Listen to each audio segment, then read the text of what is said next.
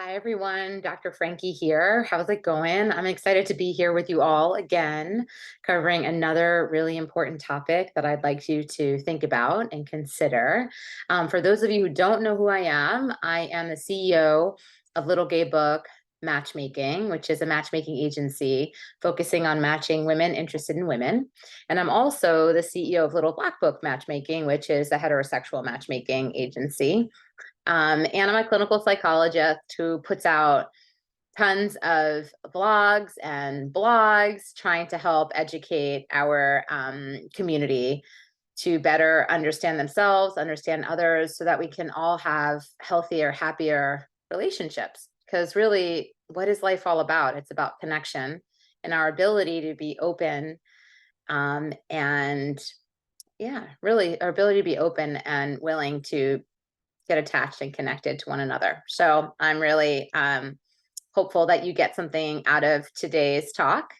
And also, if you like what I put out there, please subscribe to my channel and share and comment. There's actually a video I put out last week where there's tons of comments, and I'm super excited about responding to them. So feel free, if you are compelled to write something, I appreciate it so much. Feel free to share your thoughts, feelings, reactions, comments, and I will certainly be sure to respond back. So thanks so much for supporting me and tuning in. And I'm just going to jump in today's topic.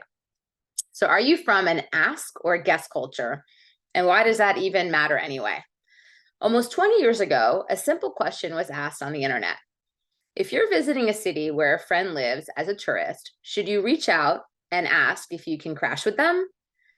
The ensuing debate was incredibly passionate and deep divide between two groups of people. Those who thought it was obvious that you should just ask and your friend could say no if they wished, and those who thought it was unconscionably rude and that you'd essentially be pressuring your friend into hosting you. Your instinctive answer to this question, as one now internet famous commenter wrote, depended on whether you came from an ask or a guess culture. These cultural scripts inform much of how we interact with others. And like so many things, the stakes of these cultural differences can be turned way up in a romantic context. Are you from an ask or a guess culture? And what does that mean for your relationship? What is an ask culture versus a guess culture? Someone from an ask culture, whether that's within their own home and family or within their broader cultural context, or both for that matter, is likely to name wants and needs directly and prefer asking directly if they need something. They also prefer and expect others to do the same with them, which means they're open to direct requests from someone and okay with saying no to them if they can't or won't fulfill them. Indirect requests or assertions are likely to be perceived as passive, aggressive, manipulative, or even dishonest. Why didn't you just ask? You might hear from someone. Without making unfairly broad generalizations, people from the East Coast of the United States or some areas of the global South may have grown up in cultures like this. Think of TV depictions of New Yorkers. I'm a New Yorker myself, so I can certainly relate to it. On the other hand, someone from a guess culture is likely to experience direct naming of wants or needs or making direct asks as rude and demanding. In guess cultures, saying a direct no to anything is often considered very disrespectful. And so putting someone in a position where they might need to say no to a request may be perceived as trying to pressure someone into saying yes. Instead, it's more socially acceptable to make a statement. There's so much to get done before my sister and her kids arrive, and wait for the other person to offer something of their own volition, rather than ask directly if someone can say, help you clear out the guest room. You might be more likely to come from a guest culture if you grew up in the American Midwest or the Deep South, or in some Scandinavian or Asian cultures. How do these two paradigms interact in a relationship? Imagine this scenario. Two people have just moved in together after a year of dating. Partner A, who's close to their mother, says, my mom is so excited about our new place.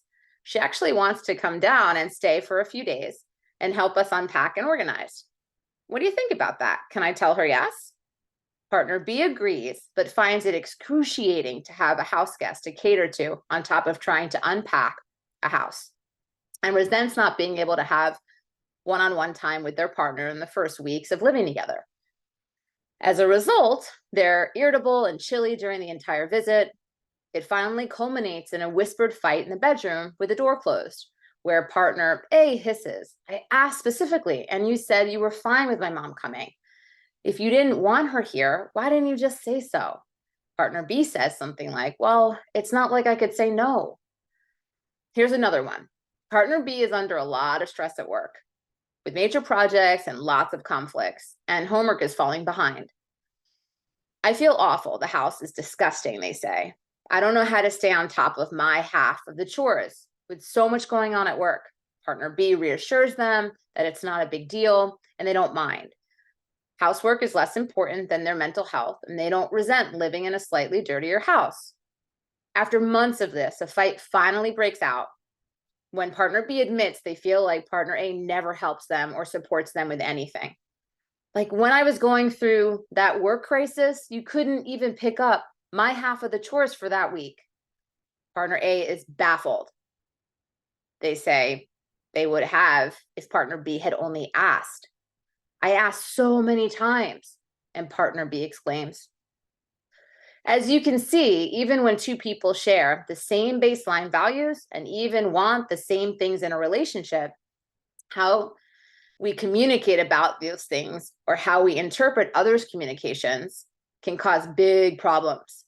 A disconnect in ask, guess cultures can mean that one partner may feel like they're constantly trying to read their partner's mind and being punished if they can't, and the other partner frequently feels put upon or browbeat.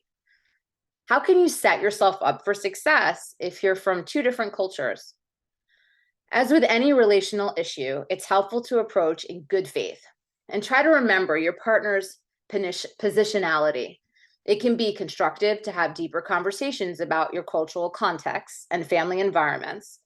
What did it feel like growing up in the other person's house? What was the context if someone asked or requested something of you? What associations do they have with it?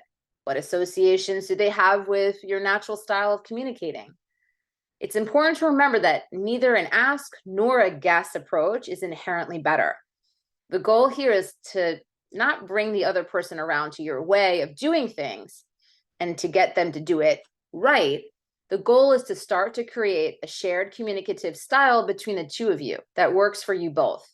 That will likely look like a compromise where both of you put in effort towards practicing both speaking and listening in the way your partner prefers and assuming good faith even when you can't. Remember not to assign your own intentions to your partner's communications if you know you came from different cultures. While you asking, "Can you walk the dog today so I can catch up on mail?" might be an ask that doesn't allow no for an answer. Your partner doesn't mean it that way if they came from an ask culture. Likewise, remember that your partner making statements tangential to their desired outcome isn't them trying to be passive aggressive. It's a culturally familiar way to communicate that has reasonable roots in respecting others' autonomy and their space.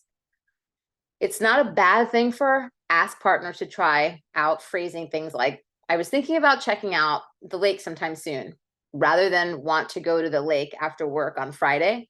And it also won't hurt guest partners to practice asking directly, "Could you take a turn being the designated driver at Annie's party tonight?" It's also helpful for guest partners to practice saying no to things. As paradoxical as it might sound, saying no can build trust and rapport when you see that your relationship doesn't necessarily suffer damage because of it. And it can help it feel less harsh if your partner gives you a no in the future, as you know from experience on the other end of it that they don't intend harm or judgment. Hopefully this talk was helpful, and I look forward to seeing you all next week. And thanks again for all of your support and showing up. Take care. Big hugs.